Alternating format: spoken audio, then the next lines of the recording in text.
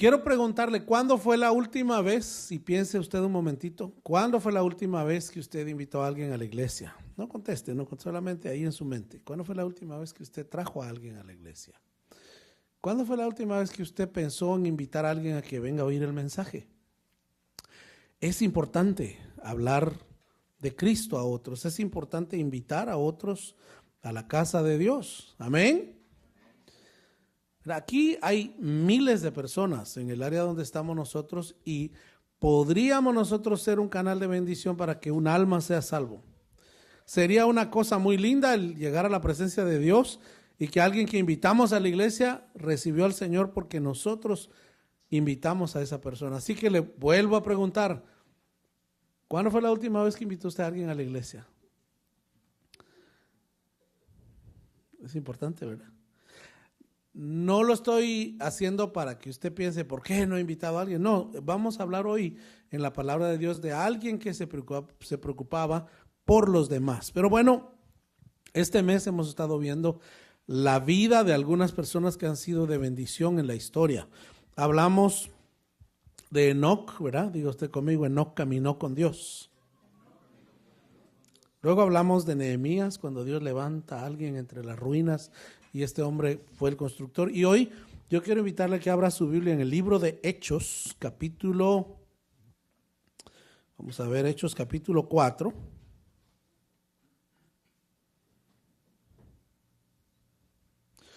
Vamos a leer de los versículos 32 al 37, porque sabe usted que la Biblia, ¿verdad? Dios en su palabra no menciona o no recuerda a este hombre como alguien que haya escrito una carta de la Biblia, ni haber dirigido un concilio o una iglesia, sino que lo recuerda porque decidió convertirse en alguien que levantaba a otros cuando los demás los hacían a un lado. Hay personas que tal vez se sienten menos o que los hacen de menos, y siempre hay alguien que se fija y levanta y anima. Y yo quiero invitarle a que lea conmigo esta palabra, está en su pantalla, Hechos 4, 32 al 36, dice: y la multitud de los que habían creído era de un corazón y un alma, y ninguno decía ser suyo propio nada de lo que poseía, sino que tenían todas las cosas en común. Paremos ahí un momentito, regresa al 32, por favor, gracias. Oiga esto, Cristo resucita y la iglesia comienza a nacer y se comienzan a convertir una cantidad de personas. Hubo un día, escúcheme, que bautizaron 3,000 personas en un día. ¿Usted se imagina que nosotros bauticemos 3,000 personas? Este año no he oído yo muchos candidatos a bautismo, pero si hay alguien, por favor, déjeme saber antes de que termine el verano, porque ya estamos en el verano desde la semana pasada. Pero bautizaron 3,000 personas en un día. ¿Eso qué quiere decir? Que habían mucho más de 3,000. Pero los que se convirtieron un día y los bautizaron a 3,000. Si fuera en los tiempos como hoy, que no es en un río, sino que en un estanque, usted se imagina al encargado de cambiar el agua de ese tanque. Tiene que cambiarlo varias veces. Imagine que fuera un salón como este, habría que hacer como 10 servicios al día para que cupieran las 3,000 personas. Ese movimiento era lo que se estaba dando en ese tiempo. Hay historias muy bonitas cuando uno estudia la historia de la iglesia primitiva. Por darle un ejemplo, en la ciudad de Antioquía, ¿sí?, se cree que uno de los líderes se llamaba Simón de Cirene. ¿Usted se acuerda quién era Simón de Cirene? El hombre que fue cargando la cruz de Cristo. Y usted se lo imagina verlo como líder de una de las iglesias en una de esas ciudades. Y esa gente tenía tantas historias que contar de Jesús. Por eso es importante leer la Biblia, y por eso yo le digo, lea su Biblia, porque podríamos contar muchas cosas de Jesús si conociéramos lo que dice su palabra. ¿Está de acuerdo conmigo? Ahora, aquí está, esto es lo que está ocurriendo. La multitud que había creído de un corazón y un alma. Una de las cosas que Jesús dijo fue: va a haber una tribulación, dice, como no ha habido. Y esto, dice Jesús, no va a pasar esta generación sin que esto acontezca. Una generación era 40 años. Estamos hablando de que cuando Jesús resucita, unos 40 años después, el emperador Tito Vespasiano entra a Jerusalén y la arrasa, destruye el templo y mata a toda la gente. Y muchos sufrieron esa persecución y fueron muertos. Hay interpretaciones que traen esto hasta el final de los tiempos, pero realmente Jesús se refería cuando dice, no va a pasar esta generación hasta que eso pase. Esa gente murió en ese tiempo. En medio de la persecución, en medio de la muerte, en medio de lo que está pasando, se está dando esto. Todos tenían un mismo sentir. Digan todos conmigo, un mismo sentir. Uno de los problemas que enfrentamos en el siglo XXI, estamos hablando de 2000 años de distancia, es que no tenemos un mismo sentir por Cristo, no tenemos un mismo sentir por la iglesia, no tenemos un mismo sentir por Dios, porque impedimos que el Espíritu Santo obre en nuestra vida. Y somos distraídos, y no es todo nuestra culpa, mucho es parte de lo que acontece, como las redes sociales y todas las distracciones nos distraen. Y gloria a Dios por los que hoy estamos aquí, porque al menos queremos estar y escuchar algo de lo que Dios nos está hablando, ¿no es cierto? Pero ahí tenemos un grupo que tenía un mismo sentir, que creían con todo su corazón, que buscaban al Señor. Dice que de un corazón y un alma, y ninguno, esto es una cosa interesante, ninguno decía ser suyo propio nada de lo que poseía, sino que tenían, como dice la última línea, que tenían todas las cosas en común. La creencia era, Cristo viene pronto, mientras estemos vivos. Ellos murieron creyendo que Cristo iba a venir cuando ellos estaban vivos. Y esa es la razón por la que vendían sus propiedades. Porque decían, es que ¿para qué me va a servir este negocio, esta casa, este carro, esta propiedad que tengo si Cristo viene? Yo tengo que hacer que la gente conozca el reino porque Cristo viene. No es que estuvieran equivocados, es que tenían una fe diferente que usted y yo. Tenían una conciencia del reino diferente. ¿Cuántos creen que Cristo puede venir mientras estamos vivos? Y puede ser que algunos digan, no va a venir. No ha venido en 2000 años, no va a venir. No nos toca a nosotros saber, dice la palabra, cuando viene nos toca estar vigilantes, estar pendientes, estar esperando al Señor con ansiedad, con anhelo de que regrese y que se termine este tiempo, esta pausa del gobernador de las tinieblas. Ese es el ambiente que está pasando ahí y ellos tenían en común todas las cosas. Sigamos leyendo ahora sí. Y dice el versículo 33, y con gran poder los apóstoles daban testimonio de la resurrección del Señor Jesús, y abundante gracia era sobre todos ellos. Ahí entraba Simón de Cirene, entre sus predicadores. Quizá dijo, yo cargué la cruz. A mí me tiraron un latigazo mientras iba cargándole la cruz al Señor. Y Cristo fue crucificado y soy testigo que fue crucificado y murió y resucitó. ¿Usted se imagina a alguien predicando que ha dicho, yo lo vi cuando lo clavaron, yo cargué la cruz y yo doy testimonio que está vivo? ¿Usted se imagina el poder de eso? Hoy a 20 siglos tenemos diferentes opiniones, tenemos diferente acercamiento, tenemos diferente interés. Pero ese era el ambiente. Y ahí dice, y con gran poder, ¿verdad? Daban testimonio. Veamos el 34. Así que no había entre ellos, ¿qué cosa? Porque ¿qué? Todos los que poseían heredades o casas, las vendían y traían el precio de lo vendido. Y lo ponían a los pies de los apóstoles y se repartía a cada uno según su necesidad. Quiere decir que como se convertían más, traían y todos lo daban. Vamos a hablar de eso un momentito, pero ve ahí, ve el versículo 36, dice, entonces José, ve cómo se llamaba su nombre original, ¿no? A quien los apóstoles pusieron por sobrenombre, que traducido es hijo de consolación. Era levita, natural de Chipre. ¿Y qué hizo este hombre? Eduardo, pon el 37, por favor. Como tenía una heredad,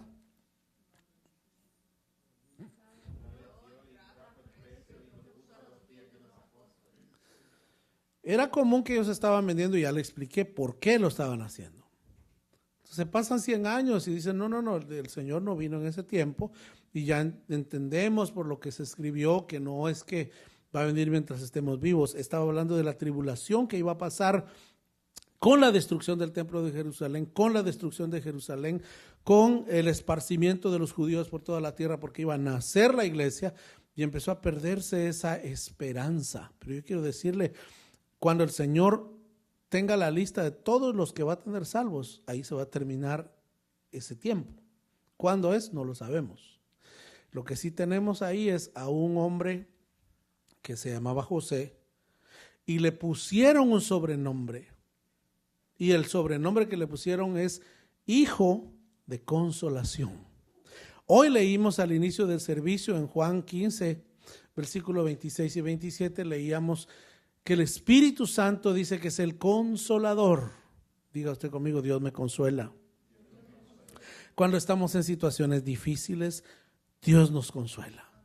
Cuando tenemos problemas, tristezas, ansiedades, estreses, lo que sea, el Espíritu Santo puede traer consuelo a nuestra vida. ¿Está usted de acuerdo? Podemos tener situaciones difíciles. Hoy hablábamos con mi esposa, para el creyente, el Espíritu Santo es la razón de nuestro gozo. La Biblia dice, el gozo del Señor es mi fortaleza. Eso dice el salmista. Entonces, cuando el Espíritu Santo viene, consuela la vida. Pero mire qué bonita esta persona que era uno de los seguidores, no solamente seguidores, él era contado entre los apóstoles. Entre los apóstoles del Señor está Bernabé, él era uno de los apóstoles. Y dice que tenía una heredad, la vendió, trajo el precio, lo puso a los pies de los apóstoles. Esto es bien interesante porque él, lo que está mostrando aquí es un corazón generoso. Entonces, cuando pensamos en los personajes, por ejemplo, del Nuevo Testamento, todos pensamos en Pedro, en Juan, en Pablo. Sin embargo, Bernabé, quizá hay algo que debemos saber aquí, hermanos. Y se lo voy a decir de una vez. Probablemente no conoceríamos de Pablo nosotros si no hubiera sido por este hombre Bernabé. Bernabé realmente fue el líder que movió para que Pablo se diera a conocer, y fue líder de todo ese movimiento por alrededor de 20 años, y es conocido como el Hijo de Consolación porque siempre traía consuelo.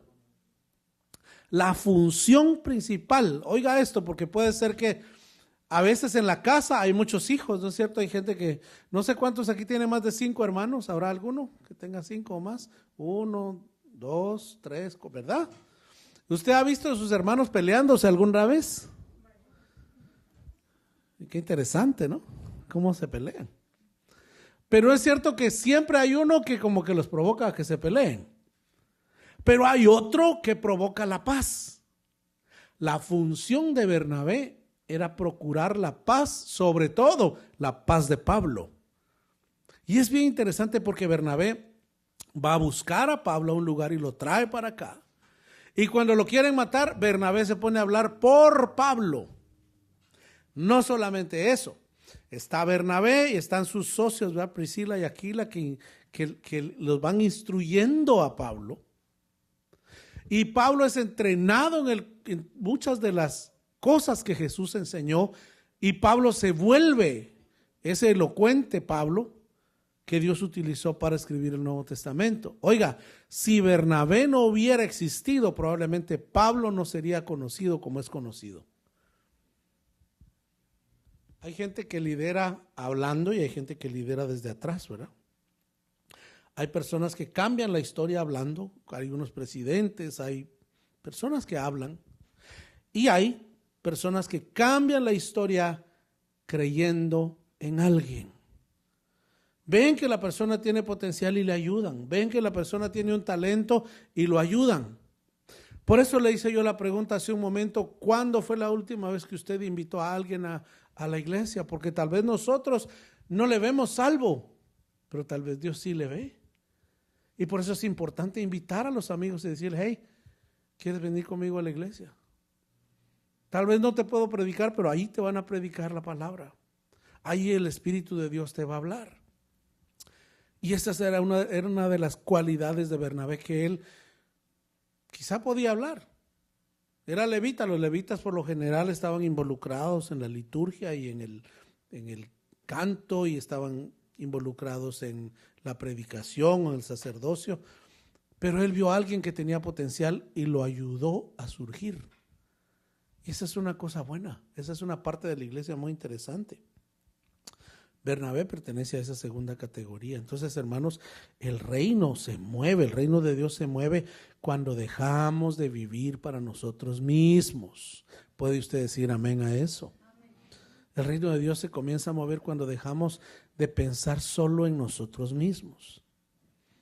Miremos en Hechos, bueno, aquí leímos esta parte, ¿no? Así que ahí conocimos por primera vez a Bernabé. No aparece predicando, no aparece haciendo milagros, no aparece ocupando una plataforma, aparece, diga usted conmigo, soltando. No, pero los que están aquí digan, soltando. ¿Qué soltó? Su propiedad. Y es bien interesante porque él vendió un terreno, lo entregó todo. No compró reconocimiento, no compró influencia, no intentó impresionar. Simplemente entendió que todo lo que poseemos le pertenece al Señor. Escúcheme esto, en ese momento, en este tiempo, fue el tiempo en que estaban Ananías y Zafira. ¿Se acuerda usted de Ananías y Zafira, que dice que tenían una propiedad, vendieron la propiedad y acordaron en mentir? Y dijeron, vamos a decir que la vendimos en tanto y vamos a dar eso y nos quedamos con un poco. Y el Espíritu Santo le habla a Pedro y Pedro le dice, ¿en cuánto vendieron la propiedad? En $500,000. Y le dice, mentira, la vendieron en 800, se quedaron con 300 y están dando 500. Y todavía Pedro le dice, teniendo la propiedad, ¿no les pertenecía a ustedes? ¿Por qué están tentando al Espíritu de Dios? ¿Por qué? Porque ellos querían ganar reconocimiento y que los vieran como alguien importante. Y está diciendo Pedro, ustedes están mintiendo al Espíritu Santo. ¿Sabes qué? Le dice, tu dinero es tu perdición y te vas a morir. Y se muere Ananías. Y al rato viene Zafira y le pregunta a Zafira, ¿en cuánto vendieron? En 500. Y le dice, mira, estos muchachos que vienen ahí, ellos enterraron a tu marido y te van a enterrar a ti también por haberle mentido al Espíritu Santo. Ese es el entorno, porque en todos lados hay todo tipo de gente. Pero no vemos esa actitud en Bernabé, y Bernabé parece que fue el primero que vendió su propiedad y la donó. Y él no estaba buscando reconocimiento, pero a él los apóstoles lo exaltaron aún más. Y quizá Ananías y Zafira dijeron, a nosotros también queremos un poquito de fama. Y entonces cayeron en ese problema, pero él no estaba buscando eso. Él vio la necesidad, él vio que había gente que tal vez tenía necesidad y dijo, vamos a darles para que tengan. Entonces es bien interesante esta parte, porque el sacrificio, ¿verdad?, que hizo él tiene más valor. Los levitas, ¿se acuerda usted de los levitas en el Antiguo Testamento? Los levitas no tenían herencia, los levitas no tenían terreno.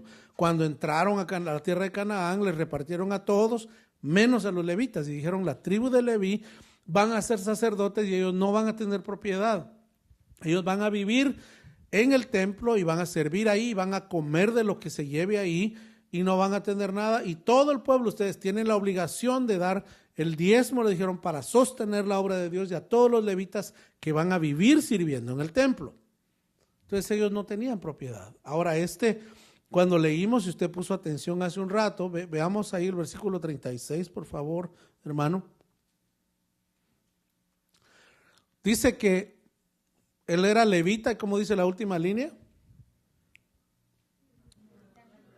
Natural de Chipre. Es una isla. Si usted ve el mapa de Israel que está hoy, en el lado derecho izquierdo, si usted está viendo el mapa, usted va a ver el mar. Y ahí en la parte de arriba, debajo de Turquía, hay una isla. Esa es la isla de Chipre. En el Antiguo Testamento se conocía como las costas de Kitim, que era una parte del gobierno de Asiria, de Nínive, donde mandaron a predicar a Jonás. Y en esa isla de Chipre, de ahí era natural, quiere decir que nació ahí. Era judío, era de la familia de los levitas, pero nació en Chipre porque probablemente unos siglos antes su familia eran de los que inmigraron ahí, fueron de la diáspora judía, y ya este hombre que se llamaba José nació ahí en Chipre. y tenía un terrenito. El hecho de que él no tuviera mucha heredad como judío porque era un levita, pues obviamente los levitas no eran conocidos por tener grandes tierras y ese hecho le da más valor a él. Porque él dio porque entendía quién era el verdadero dueño. Mientras Ananías y Zafira pues intentaban ser espirituales, este hombre simplemente fue espiritual. Entonces, ¿cuál es la aplicación para usted y para mí esta noche, hermanos? Escuche, el reino nunca avanza por personas que retienen todo. Y cuando hablo de eso, estamos hablando de tiempo, de obediencia, de darle prioridad al Señor. La verdadera generosidad no comienza en la billetera, sino en el corazón. Diga usted conmigo, en el corazón. Porque yo voy a dar cuando para mí es importante, ¿no? Y no solo estoy hablando de dinero, también de tiempo, de dedicación, darle prioridad al Señor en la vida privada, en la casa, en el trabajo, en donde estemos. Lo primero que Dios pide no es nuestro dinero, sino es nuestro señorío. Le pregunto hoy, ¿quién es nuestro Señor? ¿Quién es su Señor? ¿Quién es mi Señor? Entonces, si mi Señor es Dios, yo lo voy a honrar con mi vida, con mi obediencia, con mi fe. Pero si Dios no es importante, yo no doy. La muestra de que yo no doy lo material es una muestra del egoísmo que habita en mi corazón. Aquí no estamos hablando de dinero esta noche, hermano. Estamos hablando de la vida de un hombre que supo influir en la iglesia local por tener un corazón generoso. ¿Están despiertos? A ver, los dormidos digan amén. Dios no solamente quería usar los recursos de Bernabé, Él quería usar su corazón. Y ese corazón, escúcheme esto, porque en la iglesia siempre hay personas generosas. Siempre hay personas que sirven al Señor y aquí va la parte interesante. El corazón de Bernabé iba a ser probado cuando apareciera el hombre más temido de la iglesia, que era Pablo. Porque Bernabé era conocido como un creyente justo, como un hombre santo. Es más, era el hijo de consolación. Él veía la necesidad y se acercaba. ¿Cómo está? ¿Qué le pasa? Necesita ayuda. O sea, eso es lo que está diciendo su nombre. Estaba pendiente de la necesidad de los que están alrededor de él. Por eso le pregunté, ¿cuándo fue la última vez que usted invitó a alguien a venir acá? Porque aquí se predica la palabra.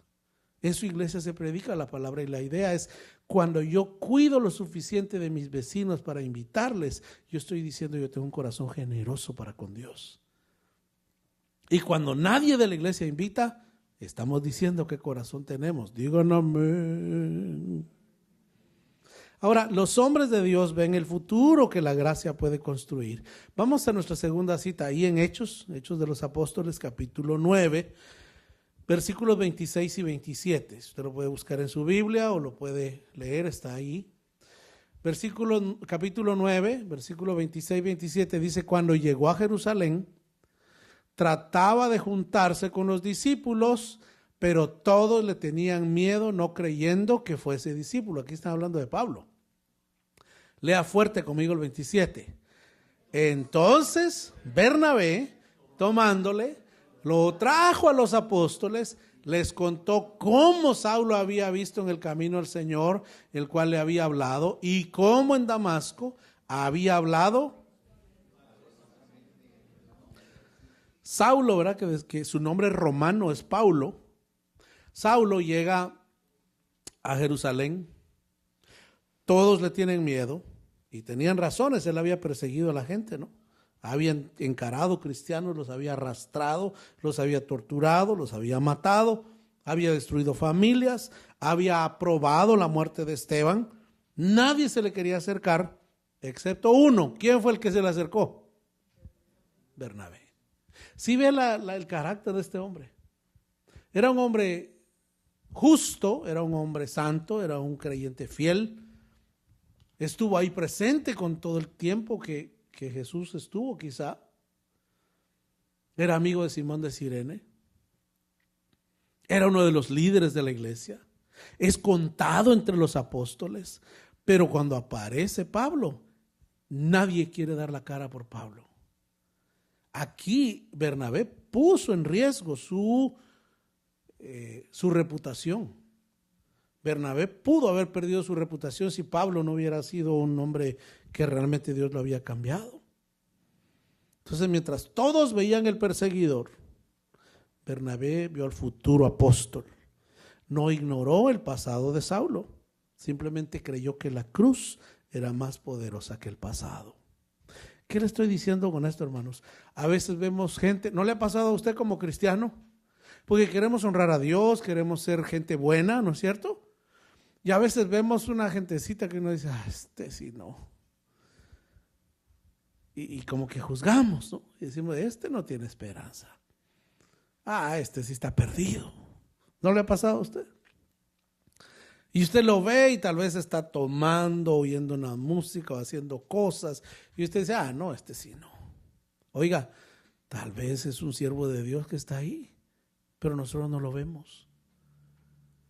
Y ahí es donde viene el corazón generoso que le dice, hey, lo invito a la iglesia. Y si nos maltratan por eso, gloria a Dios.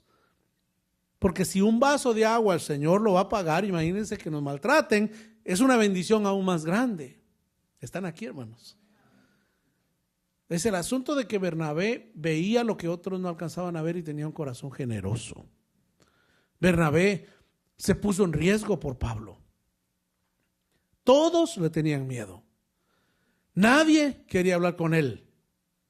Y le voy a decir esto, la historia bíblica y la historia de la iglesia, fuera de la Biblia, cuentan de 20 años que Bernabé, no solamente al principio era el líder y Pablo era el discípulo, pero con el tiempo se cambia la imagen y Pablo llega a ser el líder y Bernabé el discípulo y Bernabé trabaja para Pablo. Bernabé cree en Pablo. Bernabé lo promueve. Si hoy fuera un boxeador sería el promotor, ¿verdad?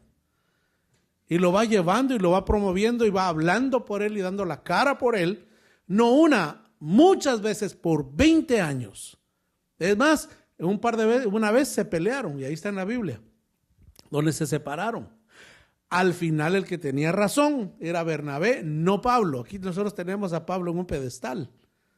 Pero cuando usted lee lo que ocurre en los evangelios, especialmente en Hechos, hay un momento donde se pelean.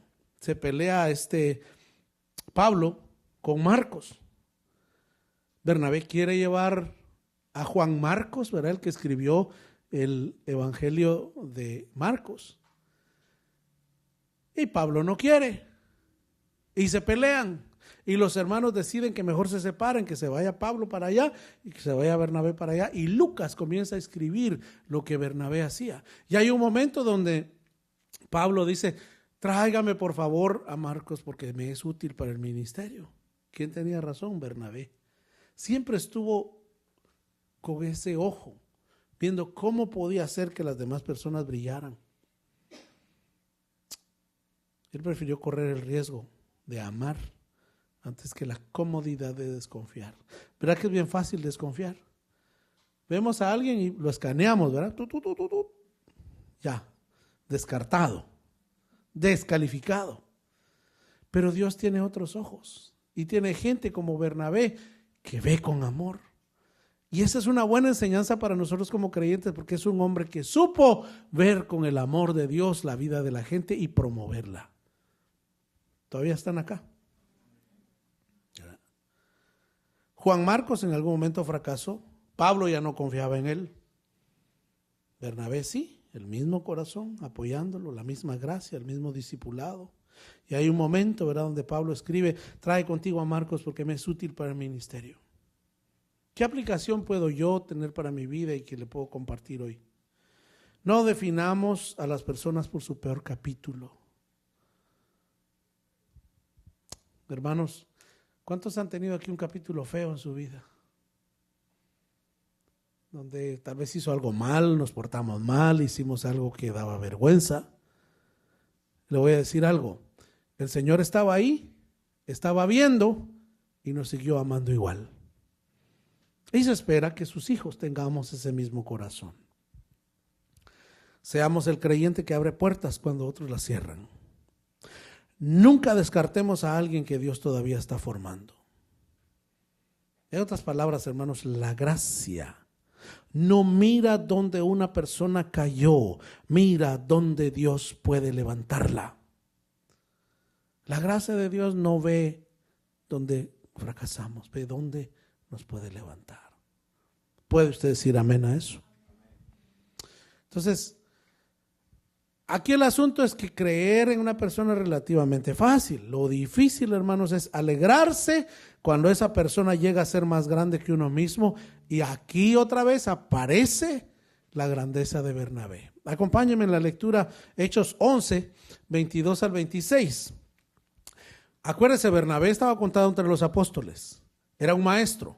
Junto con Priscila y Aquila discipularon a Pablo. Bernabé era respetado, conocido, generoso, donador, ¿verdad? Patrocinador de la iglesia, tenido como un hombre santo. Él se compromete por Pablo, él promueve a Pablo y hay un momento donde se da la vuelta a la cosa y Pablo se vuelve el hombre famoso. Ahí dice, llegó la noticia de estas cosas a oídos de la iglesia que estaba en Jerusalén y enviaron, ¿qué dice ahí? A Bernabé que fuese ¿hasta dónde? Hasta Antioquía. Y luego dice, cuando llegó y vio la gracia de Dios, se regocijó y exhortó a todos a que con propósito de corazón permaneciesen fieles al Señor. Seguimos leyendo. Porque era varón bueno, diga usted conmigo, bueno. Que se diga eso de nosotros, ¿verdad? Y lleno del Espíritu Santo y de... Imagínense las características que la Biblia diga de este hombre. Era varón bueno, era lleno del Espíritu Santo y era de fe. Y una gran multitud fue agregada al Señor. ¿Por qué? Porque tenía testimonio. Después fue Bernabé a Tarso para buscar a Saulo y hallándole, ¿qué dice? Lo trajo a Antioquía. La historia bíblica cuenta que en Antioquía el líder de la iglesia era Simón de Cirene. Cuando fue la dispersión, la gente huyó a Chipre y a Antioquía. Y Bernabé fue y se trajo a Pablo y le dijo, mira, se están huyendo de Jerusalén, están saliendo para Antioquía, te voy a llevar para allá para que tú prediques. Promoviendo. Ya Pablo era famoso, si lo queremos poner en esos términos. Ya Bernabé no era tan reconocido. Pero ahí dice, y se lea fuerte conmigo ese 26 para que vean la importancia en la bíblica que le da el Señor a las acciones y los movimientos de Bernabé. Como dice, se congregaron ahí ¿cuánto tiempo? Y enseñaron a mucha gente. ¿Y qué dice ahí?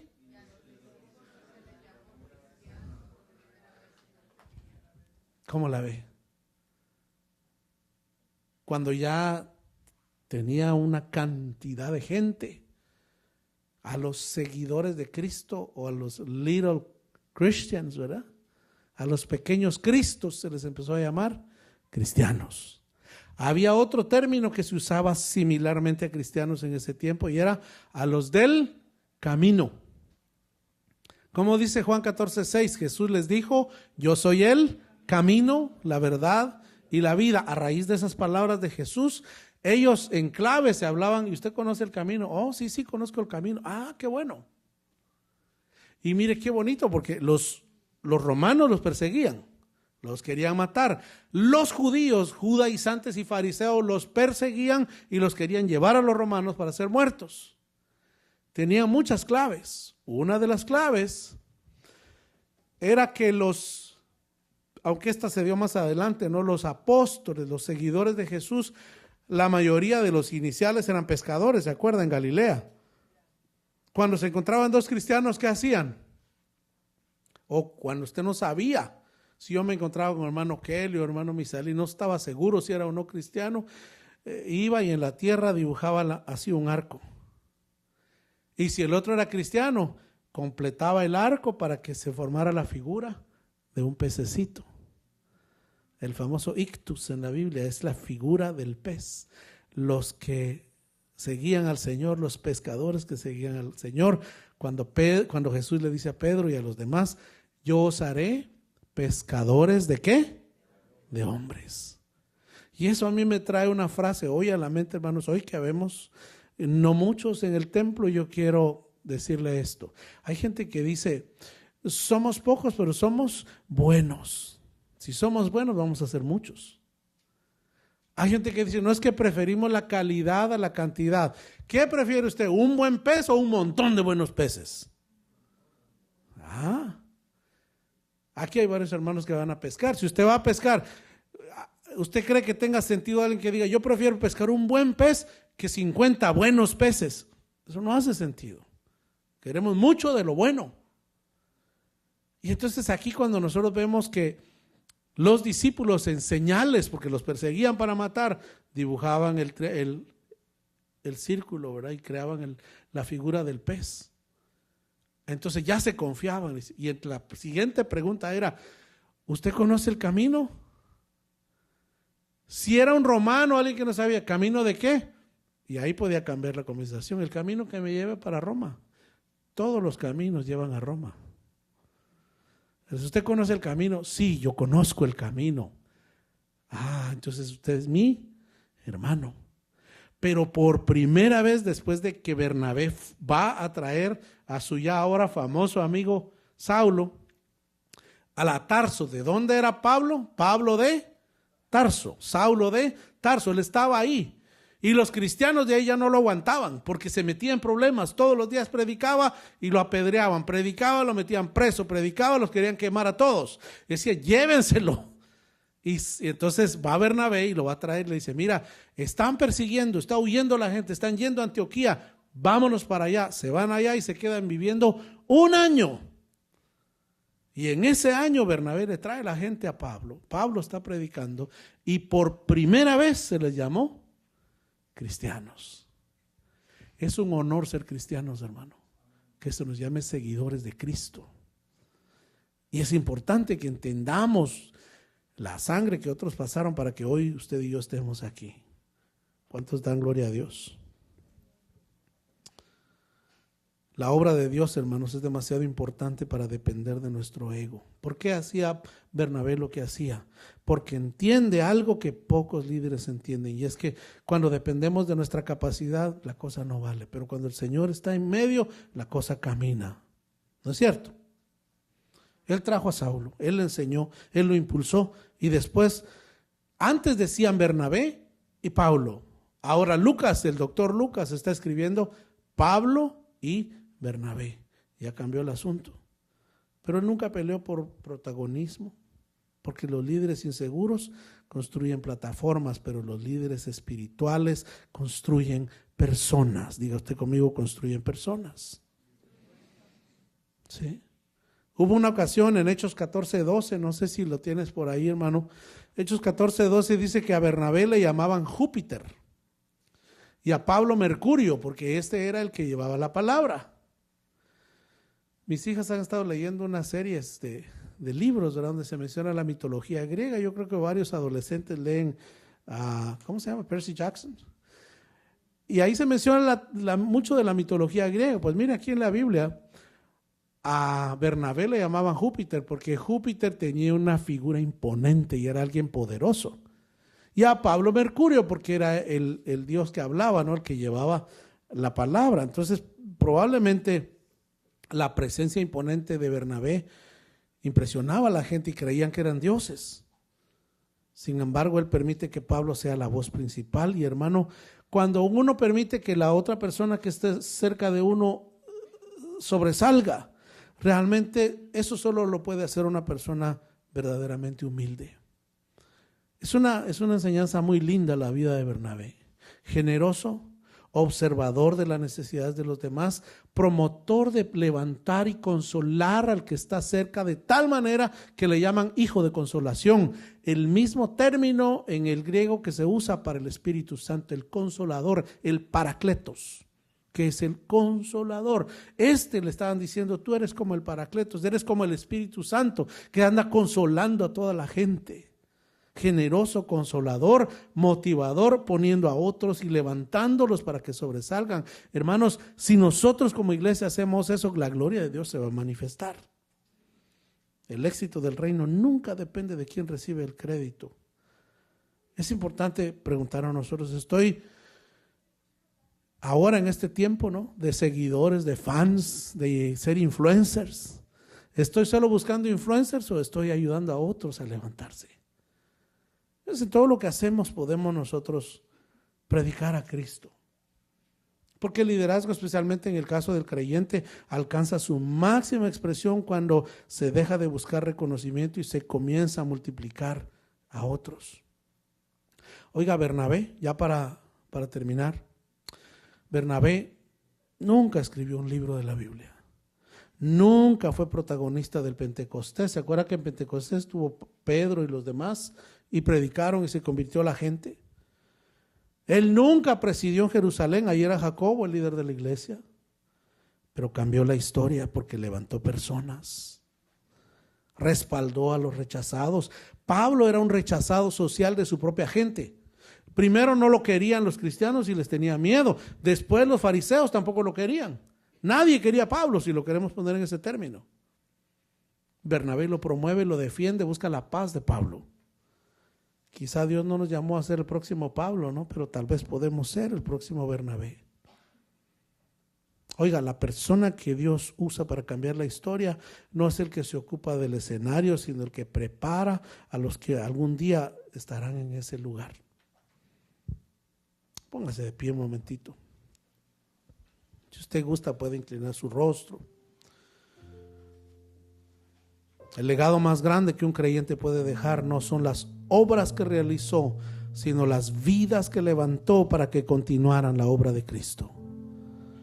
Hermanos, el Evangelio es en esencia la historia de un Dios que hizo con nosotros lo que Bernabé hizo con otros.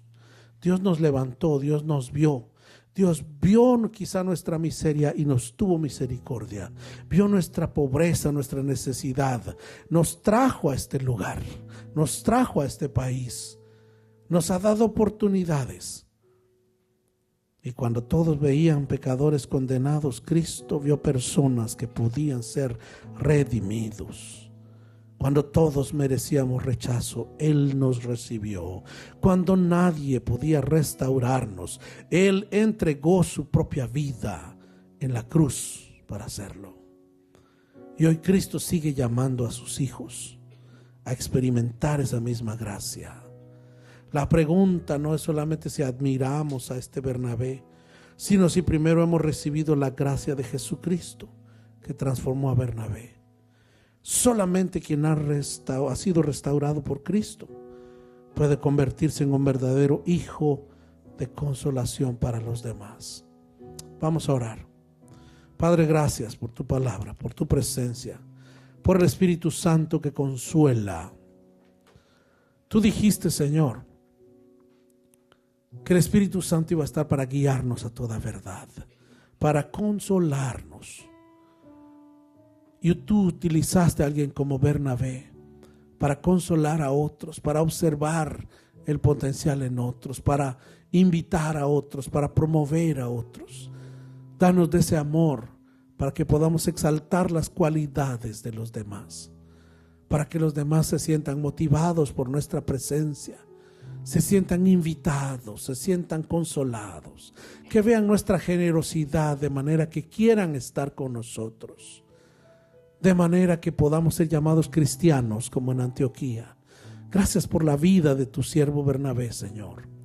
Ayúdanos a ser una iglesia llena de Bernabés, llena de personas que amen tu obra, que esperen tu venida, que creamos y seamos generosos en tu reino. Gracias por estar aquí y hablarnos esta noche, porque los que estamos aquí hoy somos los que tú has traído para que seamos, Señor, motivados a buscar tu rostro. En el nombre de Jesús. En el nombre de Jesús.